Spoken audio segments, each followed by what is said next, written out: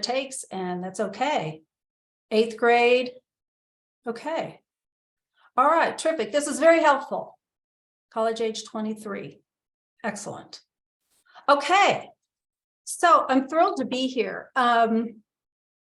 Judy mentioned Karen Lerner. Karen and I have been working together in one way or another over the, I don't know, since the early 2000s, I think. And she and I work on several projects together. So I'm really pleased to be with all of you this evening.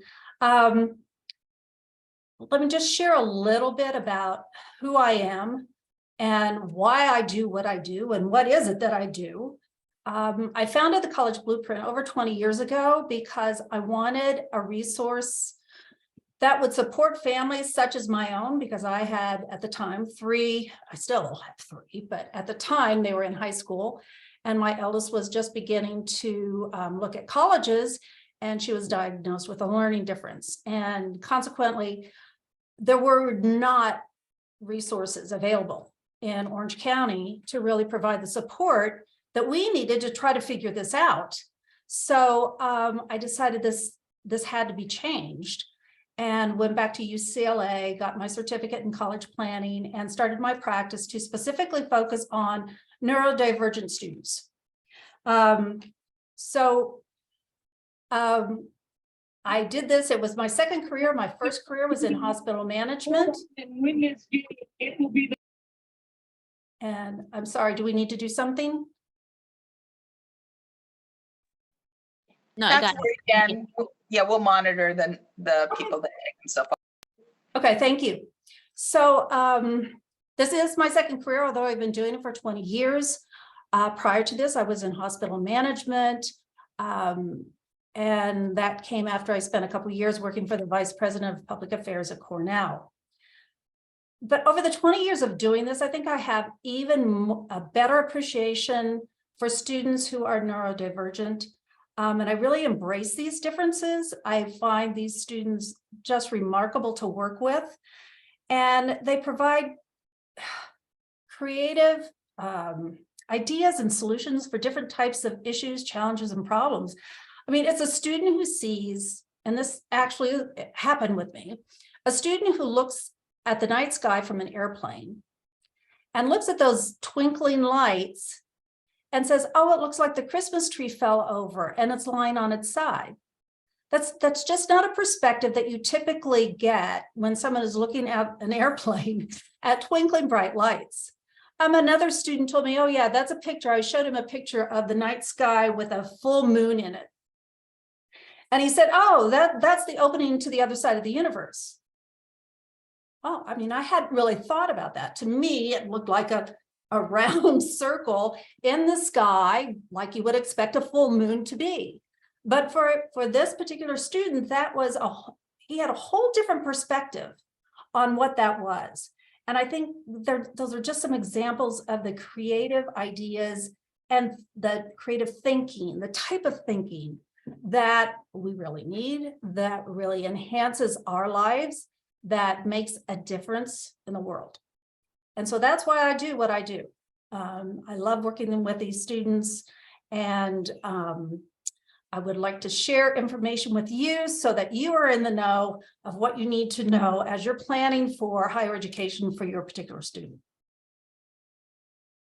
So tonight's topics, I'm just going to touch very briefly on the different types of post-secondary educational options that are out there. Number 2, talking about college readiness, which is a very important piece of all of this, and then get into college and university support programs. And specifically, I'll get into some examples of autism spectrum disorder programs that have been developed, some over the last 10 years, some are a little bit more current than that. I do have a tool to share with you, which is a survey. So you might want to have your camera ready to take a picture of the QR code. And if not, we certainly can send you the survey that I'm going to reference later on.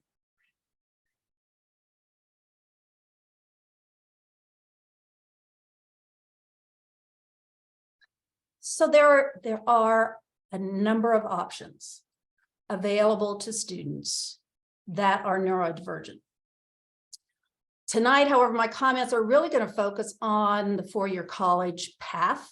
Sometimes that might be a community college first and then transferring into a four-year school, but that will really be the focus for tonight's program.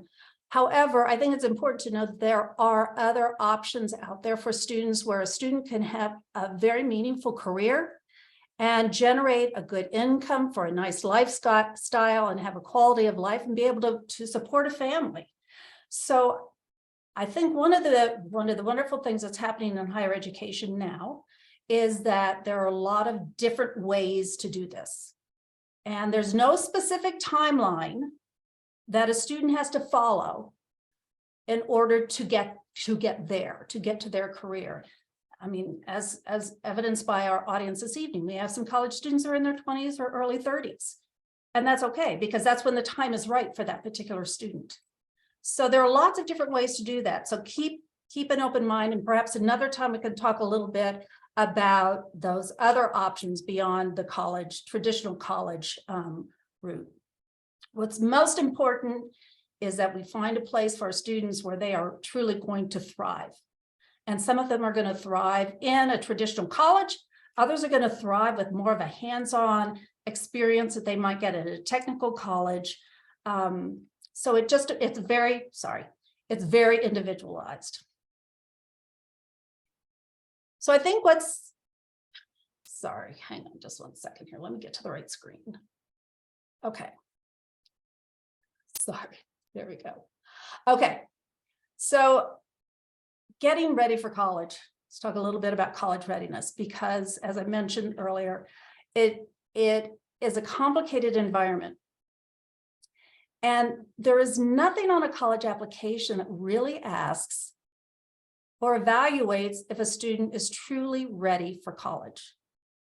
Typically, what's on an application are the grades for each class a student took in high school. It will ask maybe if they took SATs or ACTs. Yes, it may ask about activities, how long they did it, how many hours a week, how many weeks a year, a lot of data. And perhaps they might provide an opportunity for a student to write a description of what they did in that activity. And then finally, there are essays. But nowhere does it really help assess if the student is ready to take on that independent living and management of their lives when they are away at college without being with the support of family, parents, and their high school teachers. So that's really why it becomes important to have a realistic view of your student and to really have a good conversation with your student at some point about, are you ready to take this on now? Or should we evaluate this in another 6 months? Because there are other things that a student can do after high school that's meaningful and that in some cases may help them prepare for college. There's a lot going on in college. It's very complicated. There are a lot of distractions. Social life is a huge piece of the college experience. And if it's managed really well, it can be quite rewarding. But if not managed well, it can result in that dreaded letter that goes home to parents saying, we're sorry, but your student is not invited back for next year. Social life isn't the only distraction. I mean, there are lots of other distractions that happen in the college experience. And the difficulty that students have, which is kind of interesting with the way college is timed in our lives, is that the prefrontal cortex of the brain, which manages all of these executive functions, is not fully formed when we're sending students off to college. In fact, it typically will not be completely formed until mid-20s, and typically in the cases of neurodivergent students, perhaps not until into their late 20s or early 30s. So in the meantime, we've got them in this complicated environment that they're supposed to navigate on their own. And oftentimes students that are neurodivergent are behind developmentally 2 to 4 years from their peers. So when you think about this, here we're asking an 18-year-old to go into a college environment where developmentally they may only be 15 or 16 years old. And yet they have to make decisions that 18 to 20-year-olds are making. So there's a lot to think about as far as, is my student really ready to handle this kind of environment? And I'm going to talk about that further and how you might be able to begin to assess some of these things. So high school versus college, talking more about the complication. If we talk about college, students in college are required to self-identify. They're required to advocate for themselves. They have to provide documentation in order to be able to access their accommodations. They're responsible for their study habits. They have to meet the requirements of a syllabus. The professor may remind them of what's on the syllabus, or they may not. And then finally, they spend 12 to 16 hours in class, which is very different from what they had in high school. So this is a huge jump. They have to be able to understand their disability and to be able to articulate it. So these are things to think about. Does your student understand what their challenges are? Can they articulate it to you and to others? Do they know how to find the resources for support that they need? Do they know how to get a tutor? Do they know who to contact to find a tutor? Can they make an appointment with the doctor? Do they know how to pick up the phone and make a phone call? Because when they're on a college campus, that's what they're going to have to do. I think one of the biggest difficulties that students have when they head off to college is actually the time management piece, because suddenly their life is not structured as it was in high school. And for every 2 to 3 years, or 2 to 3, for every hour in class, a student is expected to spend 2 to 3 hours outside of class on reading, assignments, etc. So when I tell students this, and you start working out the math, all of a sudden that college school day and that school week of only 12 to 16 hours doesn't sound so free anymore.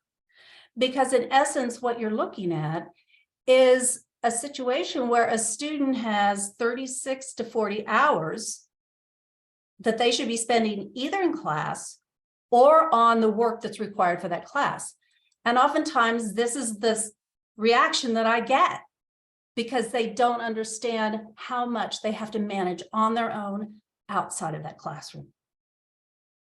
So these are things to begin to think about with your own student.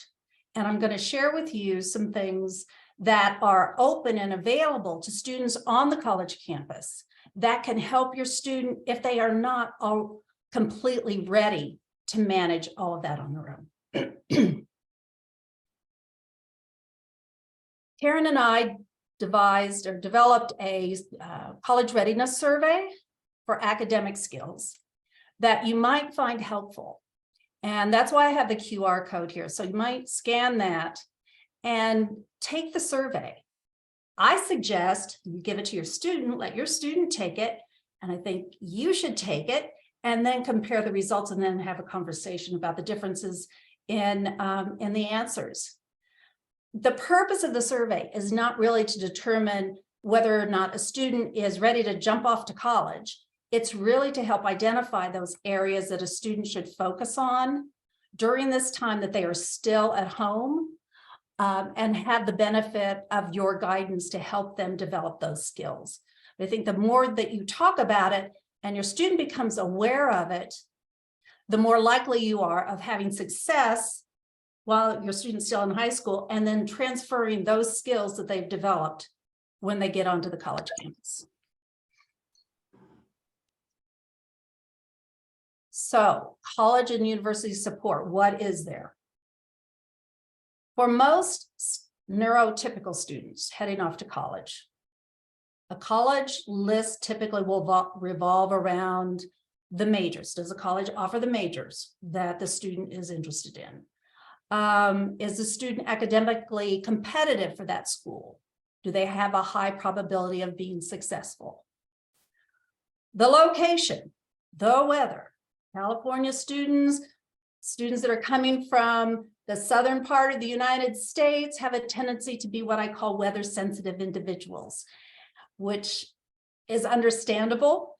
So that can be very important. It's really not a trivial consideration. I say this all the time, because if a student is not comfortable with the environment that they are in, they're not going to leave the dorm.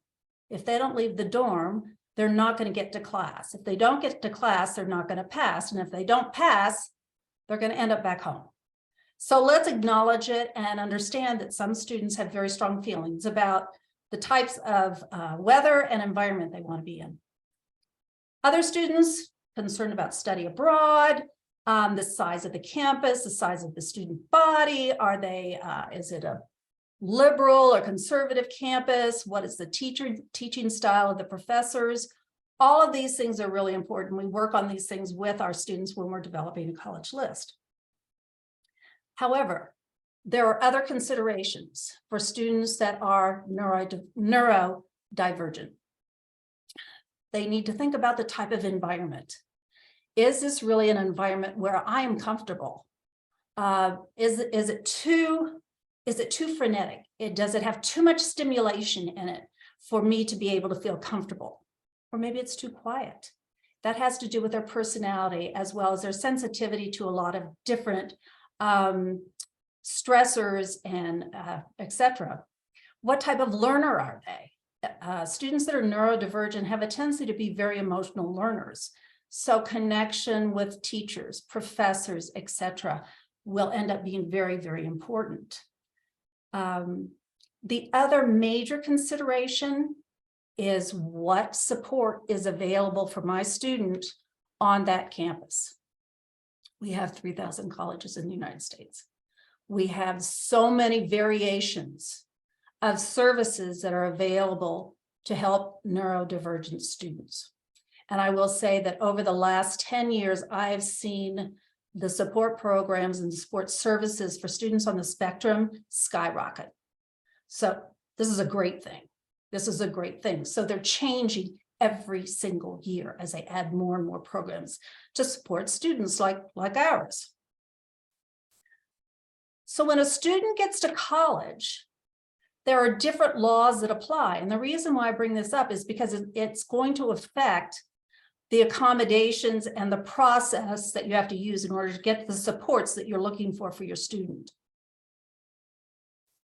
In schools guarantee, and that's a key word, guarantee that students with disabilities have the right to an IEP, accommodations, etc. So the job in high school is to find your student and to assure that they have the supports that they need, particularly specifically with public schools. Private schools operate slightly differently.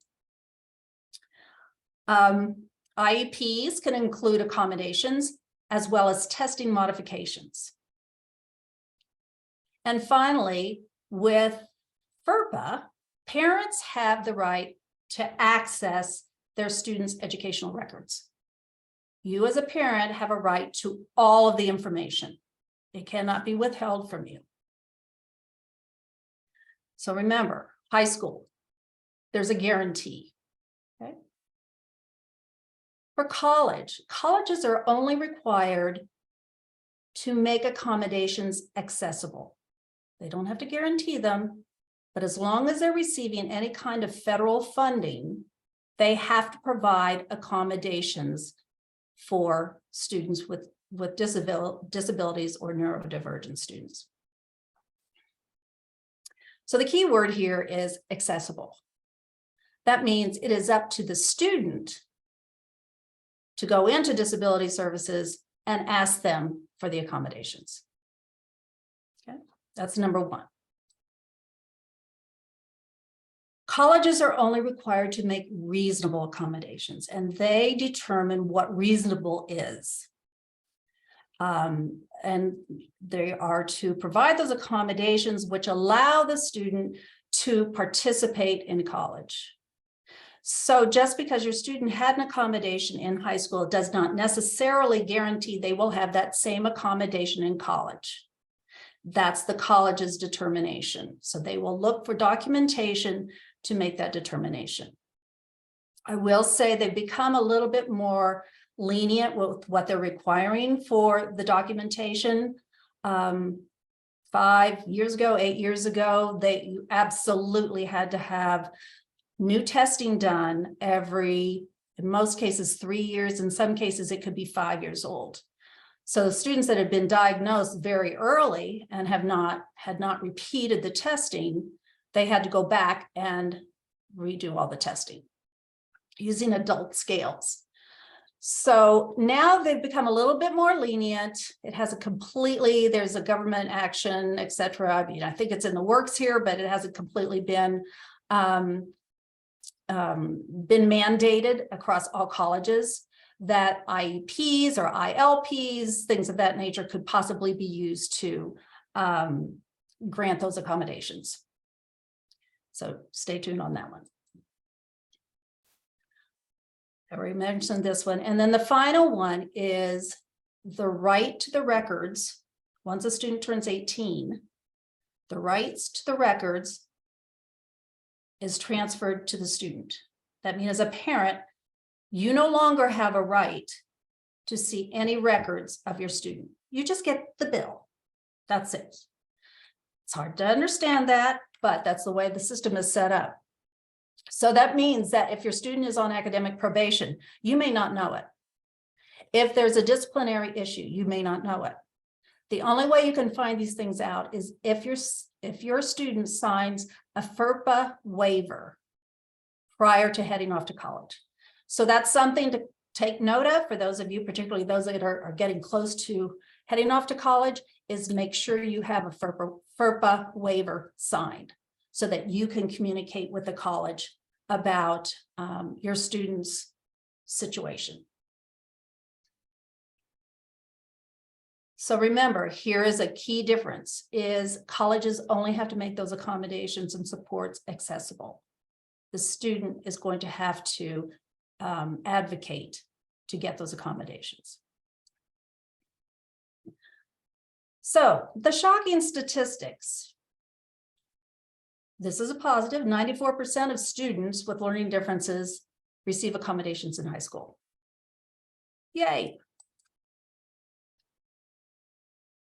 But interestingly, 65% of students who had a disability in earlier years said that it was gone by the time they got to college.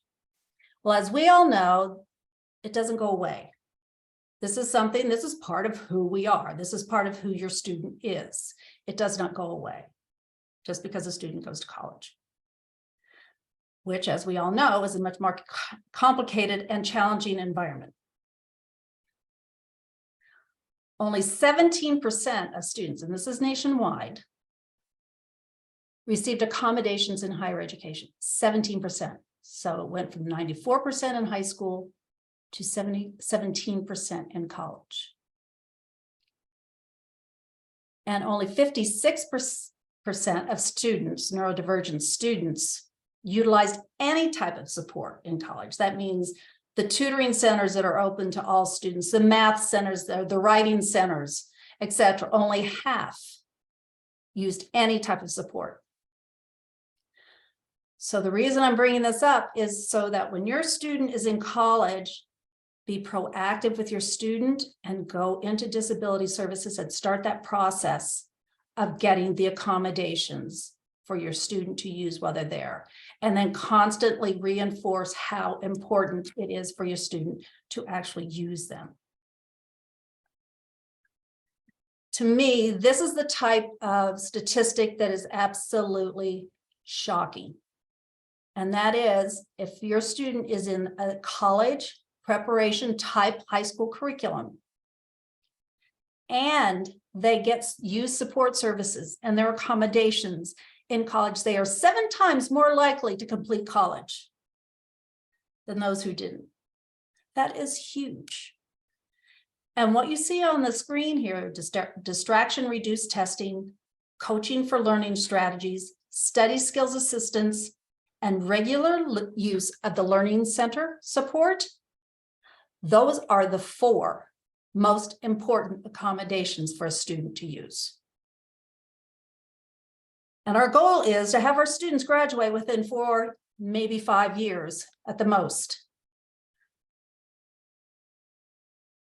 So when your student gets to college, there is what I call a continuum of support, from minimal support to fairly structured and intensive support for students that are neurodivergent.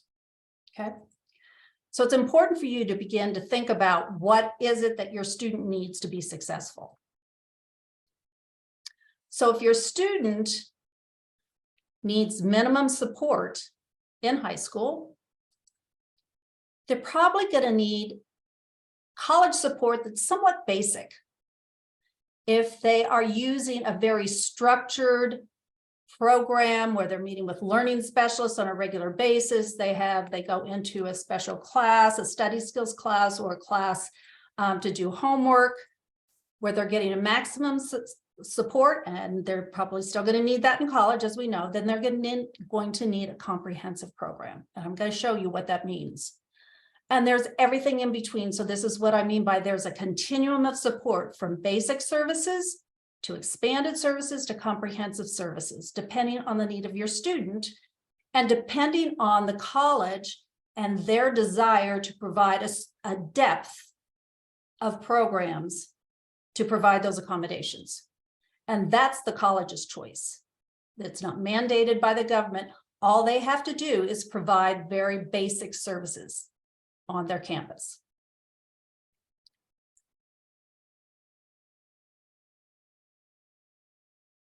These are typically the accommodations that are available on most campuses. Now, what's different is how and what the student has to do in order to access the services, and what type of accountability is there to support the student in accessing the services. Very few colleges will provide any course modifications. They might allow for a substitution, but rarely will you find that they modify a course, because the curriculum of a course is what determines whether or not a student has fulfilled the requirements for a degree. So if a course is modified, the student will not have gained all of the education that they need in order to meet the requirements for the degree. Thus, there's only about 2% of colleges in the United States that allow any type of course modification. Accommodations means that they keep the course the same. It's the same curriculum. They're expected to learn the same things. A student is just provided additional support to allow them to be successful in learning the material. So it could be extended time on a test. It could be having a note taker. It could be books, recorded textbooks. It could be assistive technology. But none of those things actually change what is being taught in the class. That's the key difference. So some colleges will also, for students on the spectrum, provide social networking opportunities and coaching as an accommodation, and I'll show you those in a minute. So here we have basic services. They basically fulfill the federal's requirement for mandated accommodations. Okay. They do not go after your student to find them. It's still up to the student to come to the college, to the Disability Services Office, and provide the documentation that they require. These are just some examples. There are many more that offer basic services. But the college that has these basic services are really for students that don't require a whole lot of support. They know how to advocate for themselves. They know when they need a tutor. They know how to seek it out. So it's important for a student who has really mastered executive functioning skills. And as a junior or senior, you see them initiating tasks. You see them doing all their homework. You're not really having to coach them or prompt them. But it's good to have these accommodations approved in case your student needs them while they're on the college campus.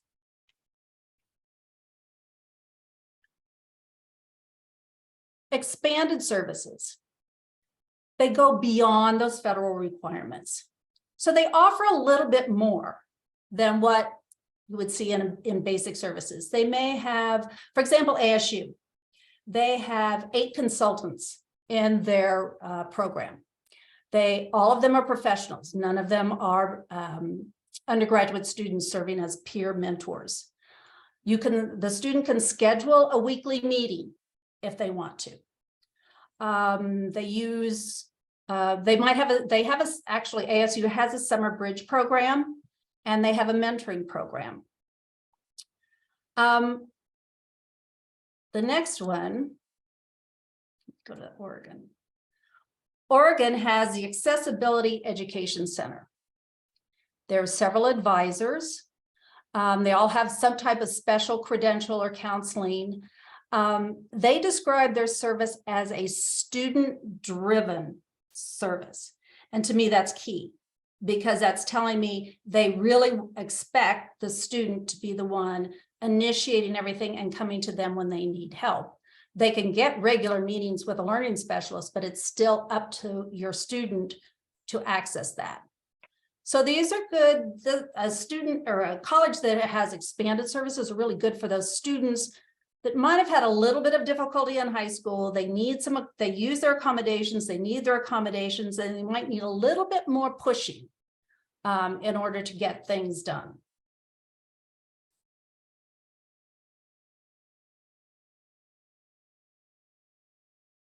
So I wanted to show you a screenshot of where you can get this information.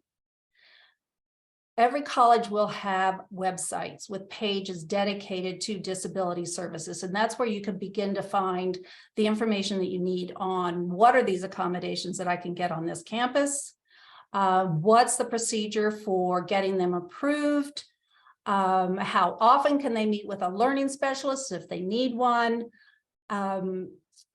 You will find this on every college or university's website. And what's interesting is that the colleges that have the basic services, you're not going to find a whole lot there. They'll have a little bit there, but not much. And you're going to, once you start spending a little bit of time looking at these things, you're going to get the idea. You're going to begin to understand the nuances and some of the significant differences, quite frankly, among all of these services.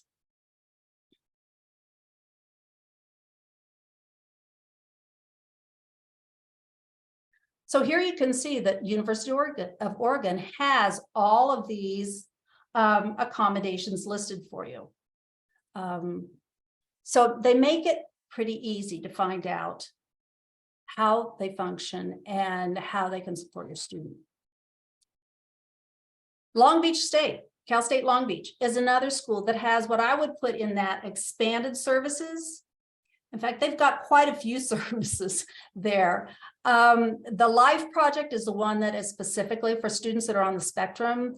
They meet every Friday. They do have an assigned counselor, which I think is terrific.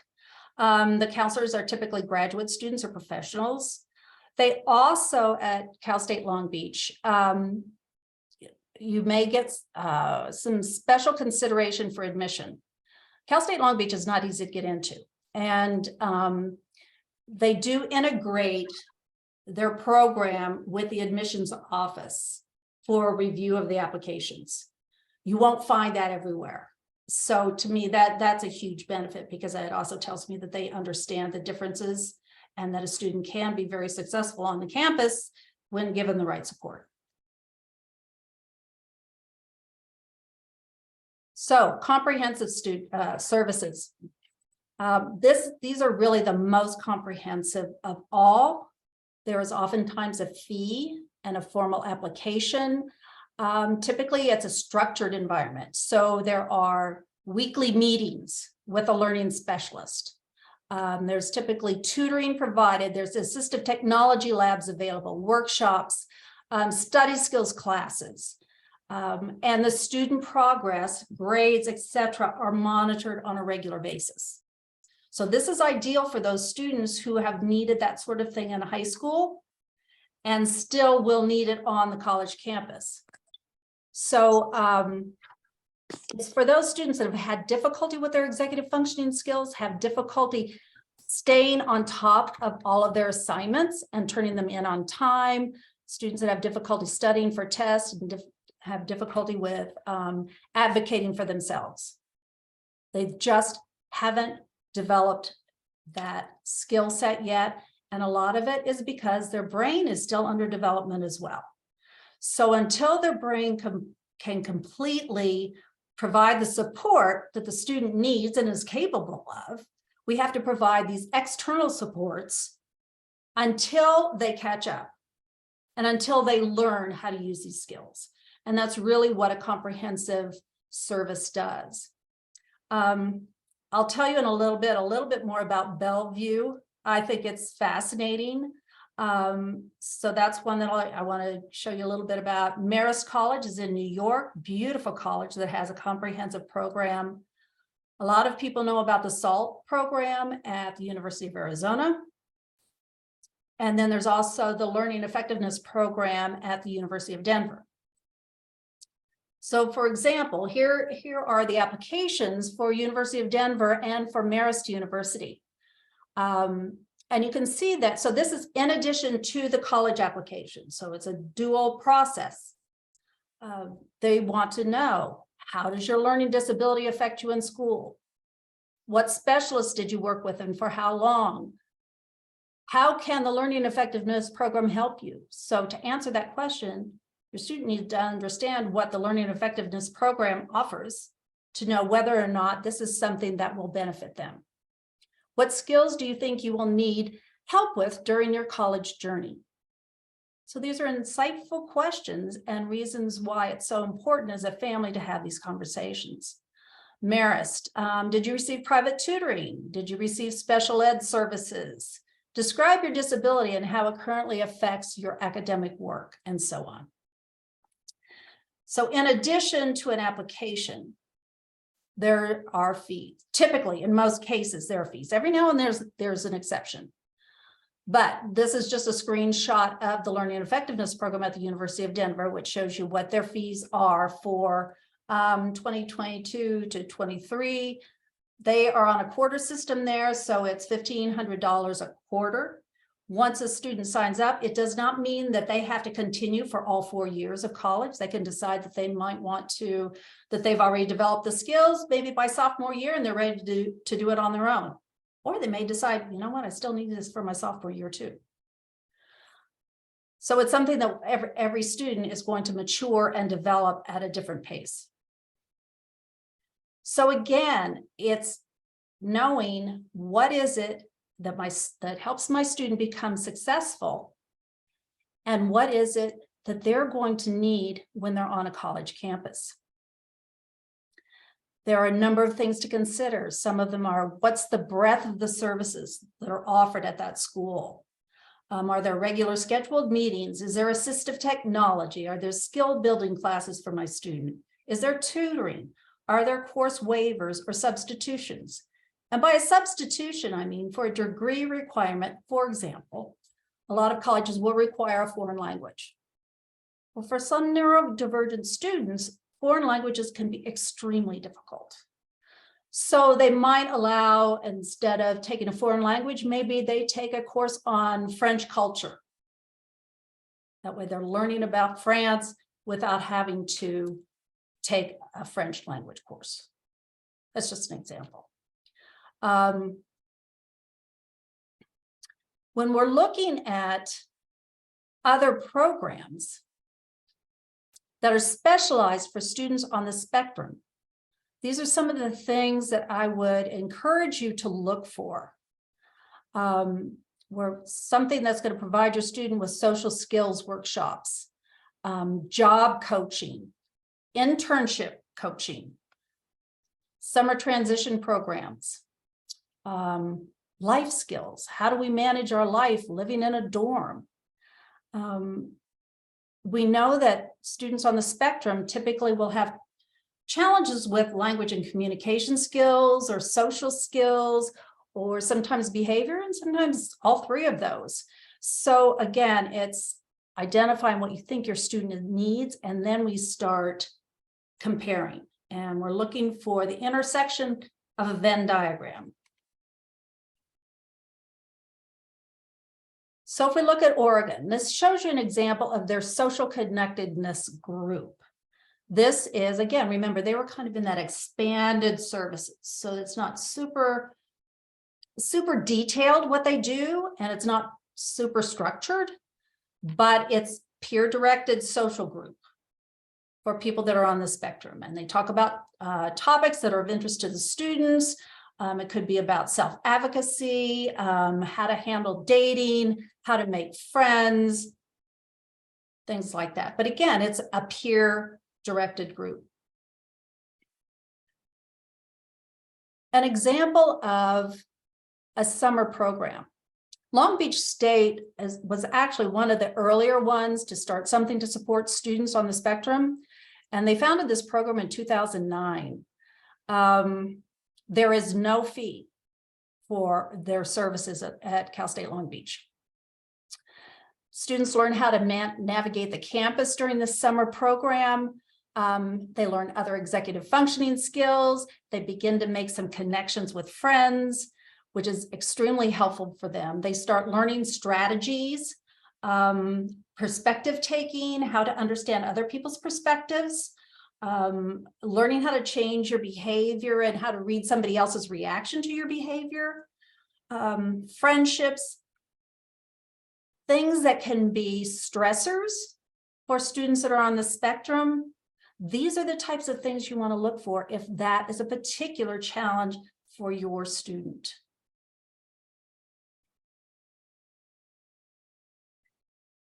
I mentioned that I would talk about Bellevue College because this is an amazing situation. It's located in the state of Washington, and it has a 2-year and a 4-year component to it. It has an agreement with Eastern Washington University for its 4-year degrees.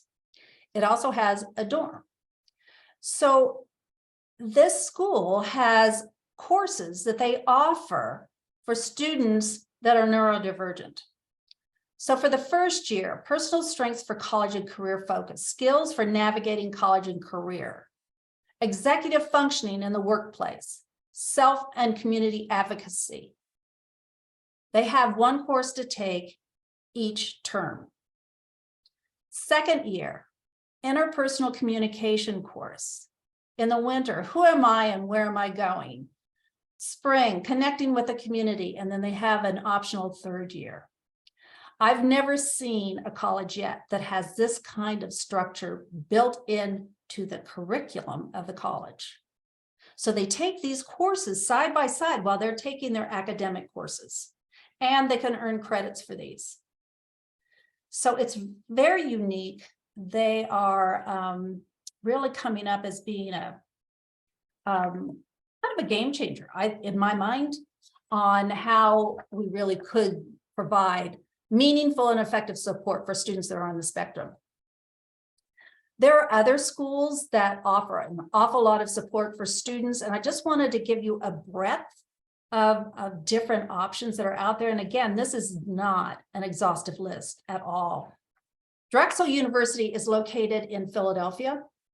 It's not far from the University of Pennsylvania. In fact, they kind of share a little college town, a couple streets there, so they're very close to one another. But they have for quite some time been at the forefront of autism spectrum disorder. And they are also a co-op college. So what a co-op college is, for those of you who may not be aware, it is a college that a student probably take their freshman year, their first year of college, that's all academics, a traditional first year of college.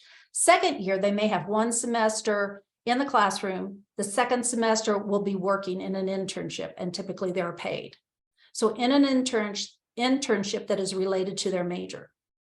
The nice thing about that is that it gets students out, gives them practical experience, and it gives them a break from the heavy academics. So there aren't a whole lot of colleges in the United States that offer this, but what I think is so unique about Drexel is that it offers this opportunity, which is great for students that are on the spectrum. Plus, it's known for its excellence in working with students on the spectrum. So they have a one-on-one coaching and mentoring program there, as well as workshops and communication skills building and things of that nature. George Mason, which is outside of Washington, D.C. in Virginia, has a lot of experts in the field of neurodivergent students. And they have a support program there that's run by professionals with mentoring, classes, seminars. They charge for theirs. Theirs is $6,600 a year, just to give you an idea. Landmark College, which is located in Putney, Vermont. Landmark is one of the few colleges in the country that only works with students that are neurodivergent, 100%. They are typically at the forefront of everything dealing with learning differences, neurodivergence, etc. And it's a very unique area. I kind of laugh about it when I'm talking with my students that have attention deficit, and especially those that are hyperactive, because it is definitely in a distraction-free environment. It is in Putney, Vermont, which is literally, it's a crossroads. I've been there 3 times now. It's a crossroads in Vermont. That's all there is to the town. So your student has to be very comfortable being in that kind of an environment, although it's beautiful and very green up there, but it's still kind of far away from everything. You might be surprised to hear this one, but Texas A&M, they have the Burkhart Center for Autism Education and Research. So they've identified this as being one of their areas of excellence. And obviously, because of that, they also have a strong program where a student is assigned a learning specialist to work one-on-one with them throughout their educational journey. Golden West College, one of the few community colleges with a fairly extensive program, has counseling and coaching for students that are on the spectrum, and it's called the Comprehensive Autism Program. One of the advantages to community college is that it's a way for your student to begin to get an idea of what college is all about while they still are living at home with you. There are also some challenges with community college. It's not necessarily easy to navigate, because as a student has to get out of bed, get in their car, make sure their car tank is filled with gas, drive to school, find a parking space, and get to class on time. That's all just to get to class. So it's a little different than if you're living in a dorm on a campus. We all know students do this. They roll out of bed, they run across the campus to get there in time.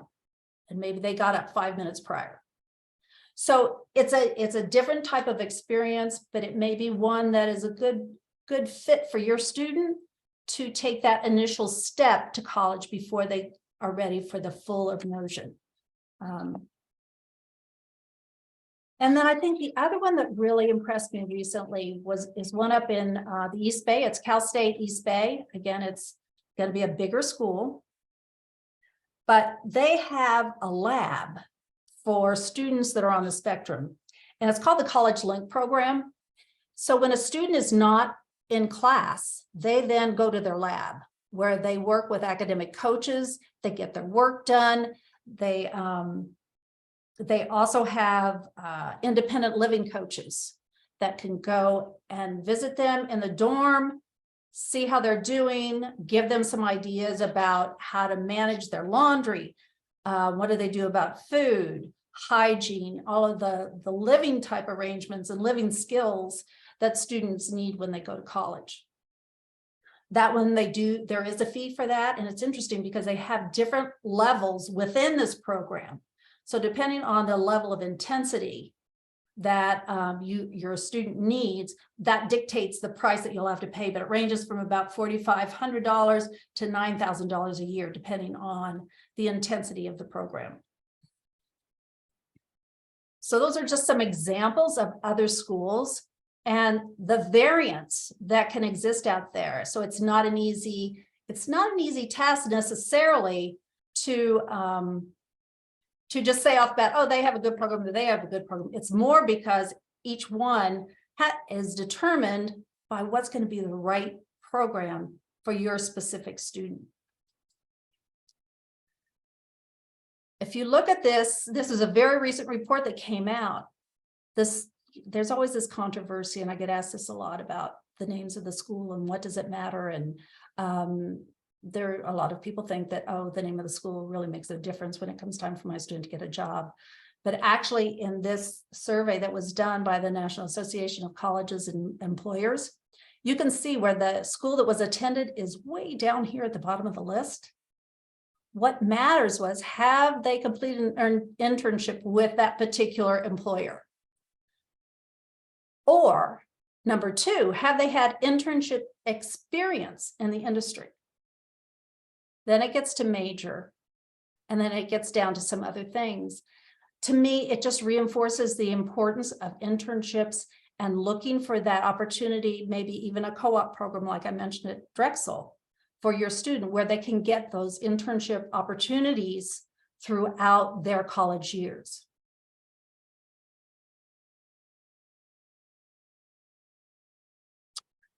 So we're looking for that sweet spot. We're looking for colleges that provide the support that your student needs, as well as colleges that meet the other factors that your student wants for their college experience. And it needs to meet financial needs, social needs, academic needs.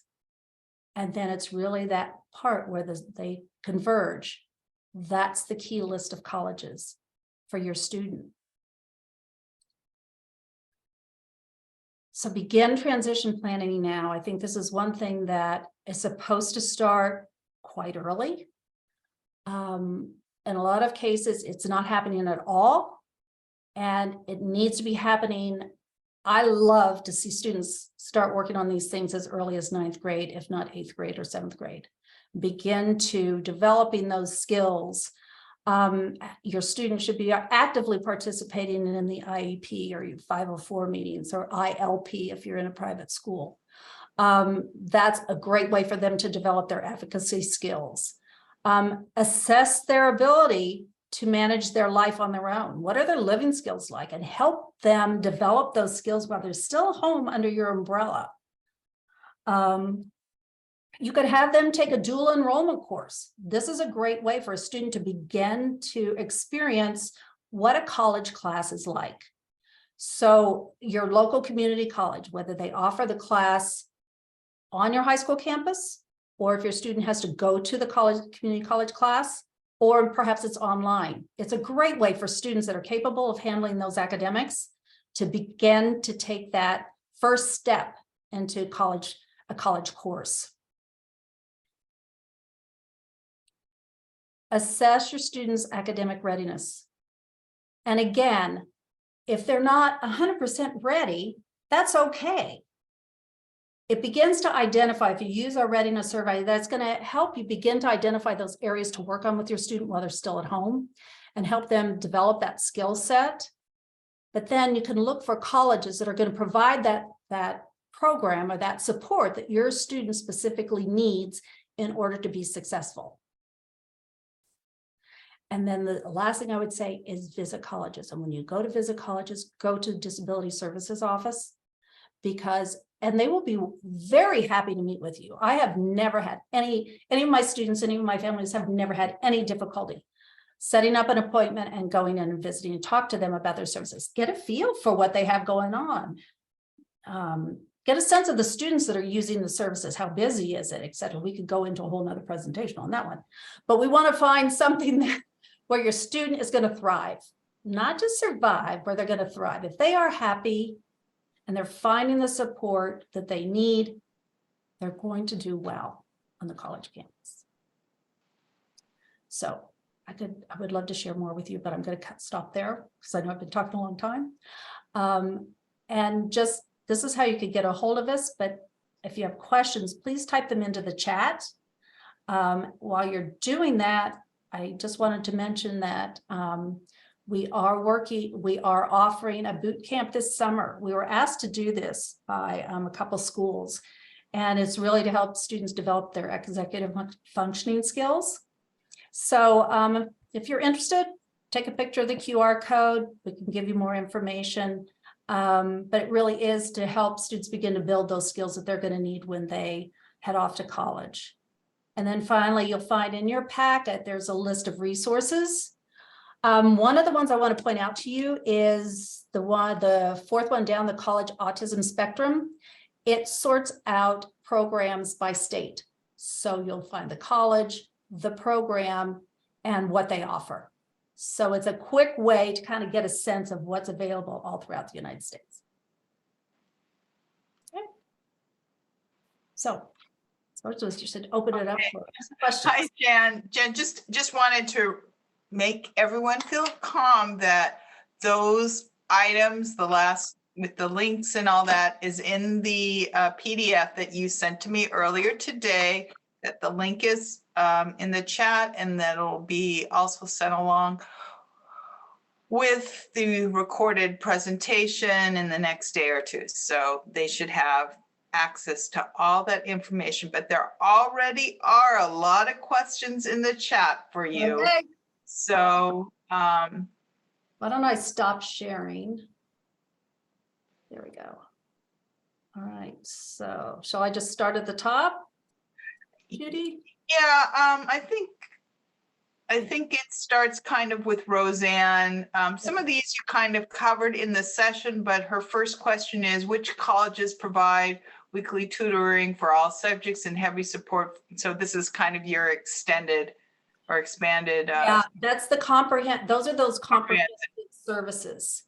And one of the great resources that you can use, and it's on the resource slide, is the K&W guide.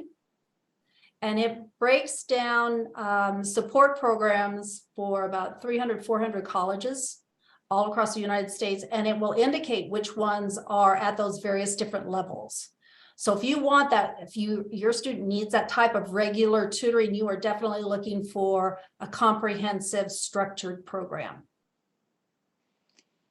Okay, I hope that helps. Yes. It says, what is defined as minimum support? I think you went through that. I don't know if Maria needs you to do that again. Someone was also asking about what student is highly intelligent but has poor executive functioning skills. Yeah, I mean, absolutely. That's quite often the case with a lot of students that are neurodivergent. Is they are very bright. They just have trouble with their executive functioning skills. And that's where a structured program is really, really helpful for them. The University of Iowa actually has a program that's for twice gifted kids. You might take a look at that one. I think it might even be something like the Academy for Twice Exceptionality, something like that, University of Iowa, to give you an idea. But when students are using any of these support programs, it really has nothing to do necessarily with their academic ability, their intelligence, let's say. It typically has more to do with their ability to manage the complexity of college life and getting to class on time and knowing how to register for classes and some of those processes that they've never really had to do before, or they get sick and they don't know how to make an appointment, so they just continue to stay in their dorm room for a week. They've missed a lot of work. Those are the kinds of things that often happen that lead to a student not being successful in college. Okay. Let me go to the next one here. What documentation is required to qualify for 3 levels of service? Every college, and this is the way U.S. colleges are, every college does things differently. But typically it's a comprehensive psychoeducational evaluation. However, it's expensive to do those tests, and especially to do a comprehensive one. So what I would suggest is, if you've had your testing done, say since junior high, I would submit that documentation and then ask them what else they need. And then if they require further testing, they can tell you the specific tests that they want to see, and that's going to save you some money and save you time.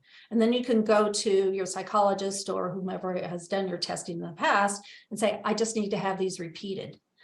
The one test that typically they will want to see is the adult IQ test, the ways. I want to make sure I have this ways. They, because they will start testing a student with the adult IQ test at age 16. So just know that you may be asked to do that particular one. But it will say right on the website what documentation they require. Okay. Someone was asking about scholarships for masters and bachelors. I don't know if that's a question you can answer. You know, I can't answer specifically. I do know that some exist. You could go to a website like fastweb.org. It's literally the word fast, F-A-S-T, and then web, W-E-B.org, and start doing a search. There are a number of different search engines, and that's one of the variables that you can put in there with either a learning difference or I'm on this, you know, a student on the spectrum. And then you begin to generate a list of scholarships that are available. Also, your high school, typically local organizations will always send scholarship opportunities to the high school. And then there's another organization called LIME, L-I-M-E, that has had information about scholarships. So I would check that one too. Okay. Someone asked, can you confirm if the East Bay Cal State program allows transfer students to participate in the lab for neurodiverse students? I recall it's for freshman students only. I wouldn't want to say that without confirming it. Okay. So yeah, I don't want to lead you down the wrong road. Okay. Yeah, and April asked about a resource to find out about these colleges. Just FYI, that resource page didn't get included with the packet. So if you could send that to me. No, I went to look for it because I was going to click on that Autism College link, but it wasn't there. So you'll get it. I'll send that to you right after we finish so that you can get that out to everybody. But yes, April, there are several things on there that you can use, and that college autism spectrum website is one that's really good. And the KNW guide. The KNW guide is actually a manual. I still cannot find it online anywhere. So you'd have to buy this thick manual. They reproduce it about every 2 years to update it. But it's a very reliable guide. Okay. Valuable information in there. Okay, someone asked about some of our local schools. So Cal State Fullerton, San Marcos, UCI, and UC San Diego. But you really didn't cover those programs. So, and I'm going to add one more, which is Davis. I heard that they have a new program for that they're working with the Mind Institute or something like that. Right. And that's just it. That's what I'm saying is these programs are exploding, which is terrific. And every year, colleges are either adding programs on for students on the spectrum, or they're taking the ones that they already have and expanding them. So specifically go to that college's website, their disability services website, or go into the search bar on the college website itself, and just type in services, autism services, and you should be able to get information about each specific school that you're interested in. Okay. Someone says, if our son gets into a more prestigious school that is far away and one that is local, is there a way to defer the farther away school and attend the local school to get him used to college as a bridge? Or once you accept one place, can you not defer for another? This is a very good question. Typically, you've got two different things happening here. So can a student defer? That means put it off for a year. Often, a lot of schools will allow deferrals. Big state schools typically don't. The UCs typically don't. But your private schools might, and they do. Some of them do. Everyone has a different policy. What you might run into difficulty with is if he earns college credits, he or she earns college credits before they go to the original school. So in other words, they've deferred they go earn some college credits and now want to go to the school they deferred from, they may be looked at as a transfer student at that point. Some schools have that policy. So it's a question to specifically ask. I would go ahead and apply to the colleges if you think your student is ready or can get into that level of school. I would go ahead and apply and then look to see what the options are. If you think that your student needs an additional year to develop a skill set, there are lots of things to do in that interim year. But they'll have a policy on it. So David asked about diagnosis. He says he has an IEP, but there's no diagnosis. David, the very last month, our session was with Dr. Lindsay Sterling, who talked all about diagnosis and how to go about getting a diagnosis. So I'm not sure if Jan has anything to add, but I would recommend that you watch her webinar. It was recorded. But Jan, I don't know if you have anything to add about diagnosis. I'm sorry, let's see. Oh, he does currently have an IEP. Where do we get a formal diagnosis? I see. So he does have an IEP. That certainly is going to help. What I would do, again, I would contact the colleges first, because you don't want to spend a lot of money and time doing a full battery of tests when they may say, hey, this may be one of the colleges that says, if you have an IEP, that's great. We're going to offer you our services.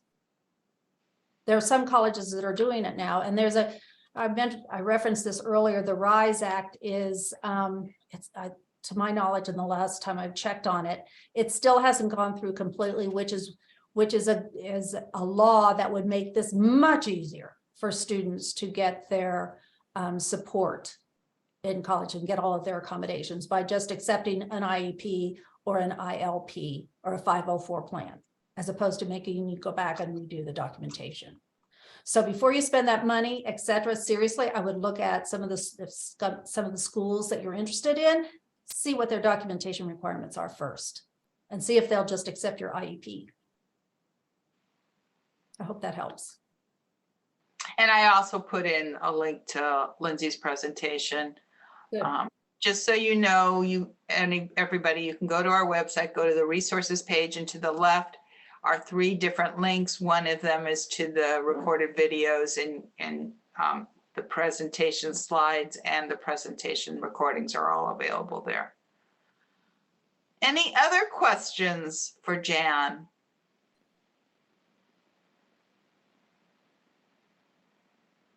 Jan, I'll ask you one.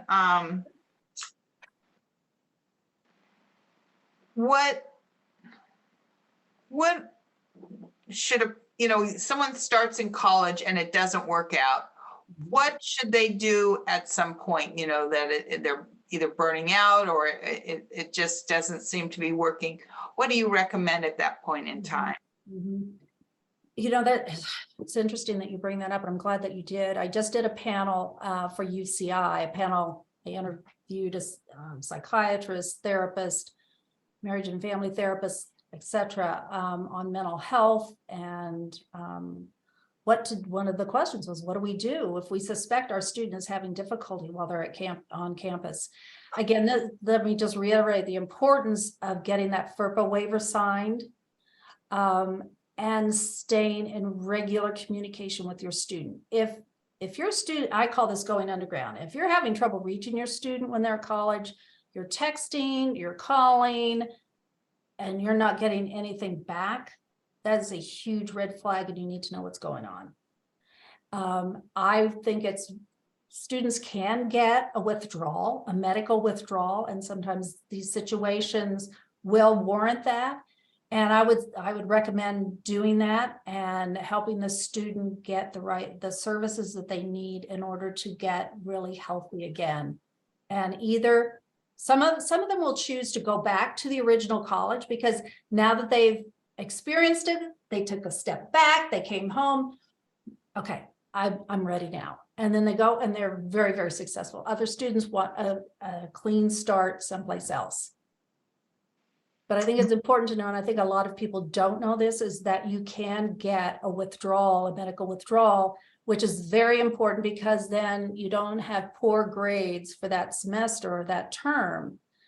those poor grades can really work against a student when they're trying to either transfer someplace or go back to school because they have to bring up those grades. Interesting. Someone wants to know, what do you recommend if your student isn't emotionally ready for college? Got a 4.0 in high school, going to be senior next year. Yeah, good question. It's a tough one. It is a tough one. I think without knowing your student, again, that would be my one thing, is it'd be nice to know who your student is, and then I could give you a better answer. But if they're not emotionally, if they're not ready, then it's finding another meaningful experience for them after they graduate high school. There's a lot of maturity that occurs that senior year. It's amazing to watch what happens. And that's why I encourage families, don't decide junior year, sophomore year of college, my kid's going to go to community college, because they all mature at a different rate and they may surprise you by the end of the senior year. However, if you're sure that that's not going to happen, and it's the end of the senior year or close to the end of the senior year, there are gap year programs, there are internships. Your student could go to community college and then transfer. And given the cost of college, that's not a bad way to go, because then they could be in the honors program at the community college, which is a great credential to have, and they can then leverage that into going to a phenomenal traditional four-year school, transfer over. So there are things to do. I think what's most important is to do something meaningful if they're going to take a year or two to grow up in between. Okay. This is about your services. Oh. Jan, does your firm provide consultation, I guess, concerning which college program placement for specific majors? Yes, we do. I mean, we don't specialize in a specific major, because we work with students that are in all different types of majors, engineering, computer science, the humanities, dance, art. I mean, a lot of different types of majors. So, but yes, this is what we do. Okay. And we have 7 counselors on our team. Okay. Is it ever a benefit to mention an autism diagnosis in a college application essay? Good question. Here's the answer. This is certainly a part of who your student is, but it isn't all that your student is.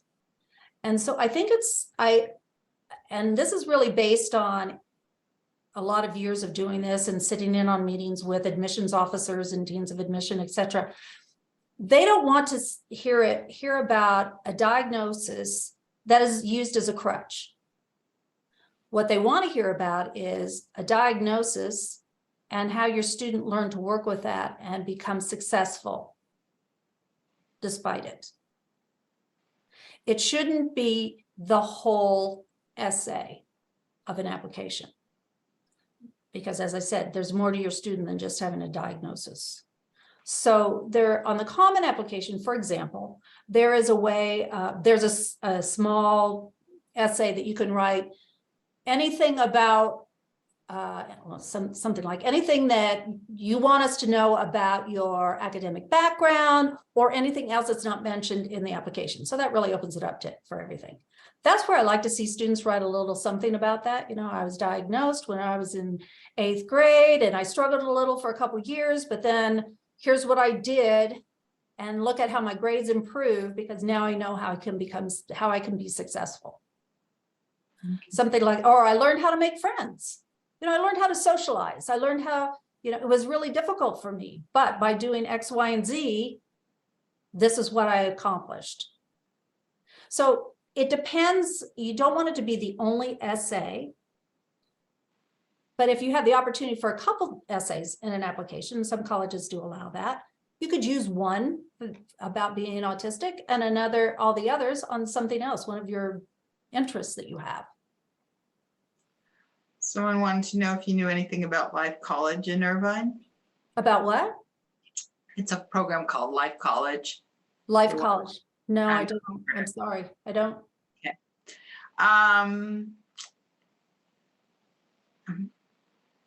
this is kind of not really quite a question because I don't know the context. It's about remote learning options. I Yeah. guess, you know, especially with a lot of these programs that you're describing and what happened with COVID, I guess that remote learning, there's a lot of programs now that are available via remote learning. So any thoughts on that, I guess? Any Yeah. comments on that? Sure. I think that that's one of the, I don't know if we say it's a positive, but it's certainly one of the things that happened during COVID, right? We all became much more comfortable. We may not love it, Yes. but more comfortable, right? With online communication. Some students do remarkably well with it. For some students that are on the spectrum, it can work well because they like being on the computer. It's a way of keeping the costs down. So you could get an online degree and it's going to cost a lot less than the whole college living experience. Now, we could always have a debate about the benefits of living on a campus and growing up there, et cetera. So putting all of that aside, if we're just talking about the academics and getting your degree, if your student does well with online learning, then there's nothing, in my mind, there's nothing wrong with getting an online degree if it's going to lead your student to what it is that he or she wants to do. It's just a very different experience. And some students don't do well with 100% of online learning without interaction, more interaction with a faculty member or office hours. And I will say that the support that's going to come from disability services, I haven't actually seen them provide much in the way of online learning. So I wanted to mention something for the families that are here. A week from tonight, we have our virtual support meeting. And if you have any, I don't want to take up the session here with Jan, but a lot of times people will come and they'll talk about their child specifically or what other experiences. And I think a good thing to do when you're trying to figure out the right place for your child or the right experiences to find out what other people have done. And Jan's great because Jan has seen thousands of families go through these different exercises. But if you know, in terms of like local schools or experience, I invite you to come to the parent support meeting and talk about your child or your situation and find out if, you know, other parents who have gone through a similar thing in their experience. So I just wanted to mention that. I don't know if you've done that, Jen, with your group. Do you have any kind of meetings where you bring families together to share their experiences, or is it just more of a support of one family, one person at a time? It's all one-to-one. Yeah. Because of confidentiality and Oh yeah. we're not set up for that sort of thing. So Yeah. But I think what you're doing is great. I think that's terrific. And what was you have 3 children who were neurodiverse. What was their college path? Oh, that's a good question. Okay, so my oldest started out the SALT program at University of Arizona, was not a good fit for her. She came home, took several years off, and then she ended up finishing at University of Mary Washington, which is in Virginia. Began working on the East Coast and then started actually working with me as an educational consultant and moved back here. And she's now finishing up her master's degree at USC in school counseling. My next daughter ended up going to the University of Denver. She was in the learning effectiveness program there. And she got a phenomenal education and support. She is now the chief marketing officer for North America for a vitamin company, Nature's Sunshine. And then my son went to Penn State, which is one of my alma maters. And he is now working in corporate benefits. That's what he does. He works for a company that puts together corporate benefits. So he's our youngest. So that's what they're doing. So, I mean, I will not pretend that it was an easy road. It wasn't. And there were times I was in that deep, dark tunnel and I thought there's no getting out of this. And I don't, it was hard. And so that's why I empathize with all of you as you're, working through your, these teen years and adolescent years with your kids, but stick with it. All I could say is stick with it and stick with your values and don't give up on them, because they are going to be successful. It just may not be on the timeline that you have in mind. I think one of my students, she was probably about 30 when it all finally came together. One of my own kids. So. For the person that keeps asking about Life College, I welcome you to join our Facebook group, and you can put a post there and see if you get any responses. Yeah, and I'm going to look into it. I haven't heard about it, so I was on a panel with one of the founders of it. There's a lot of other programs in Orange County. There's college living experience. Right. There are other programs. Yep, there's a college internship program. They're very expensive, but I have heard from a few educational consultants where some of their students have had very positive experiences. So I've gotten mixed reviews on those. Mixed reviews. Okay, well, thank you so much, Jen. This was really terrific. And I'll remind you to send me that resource page. Somebody else pointed out that I was missing. I'm so sorry. I didn't know that. Yep. No problem. I'm really appreciate your time, and I appreciate everybody coming to today's meeting, and we look forward to seeing you the next time. So thank you, everybody. Thank you so much.